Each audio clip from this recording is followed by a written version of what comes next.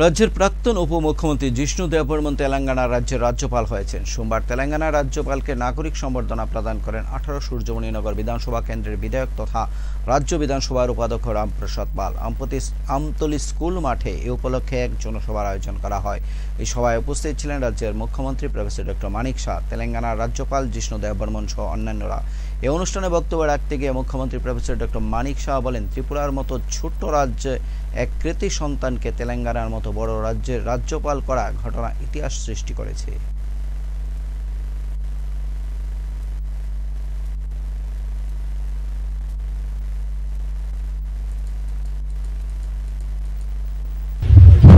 আমরা দেখে আসছি, এখন পর্যন্ত তাই আমরা দেখছি। আমি নিশ্চিত ত্রিপুরার জন্য উনি যে কাজ করে গেছেন, সেই কাজ মানুষের জন্য যে কাজ করেছেন, সেটা তেলেঙ্গানায় গিয়েও সেই কাজটা হইতে হবে। আমি আশা করি যে ত্রিপুরার যে সম্মান মাননীয় প্রধানমন্ত্রী এবং আমাদের যিনি রাষ্ট্রপতি সম্মান দিয়েছেন, সেই সম্মান ত্রিপুরা হয়ে উনি তেলেঙ্গানাতে সেই সম্মান উনি রাখবেন আমি নিশ্চিত। এবং আমি আর বেশি কথা বলবো না। এখানে বৃষ্টির জন্য সমস্যা হচ্ছিল, মা বোনেরা এখানে বসে আছে অনেকক্ষণ ধরে। একটু ভালো আমাদের তেলেঙ্গানার রাজ্যপাল শ্রী জিষ্ণু দেববর্মন মহোদয় আপনাদের সামনে ওনার মূল্যবান বক্তব্য এখানে বলবেন।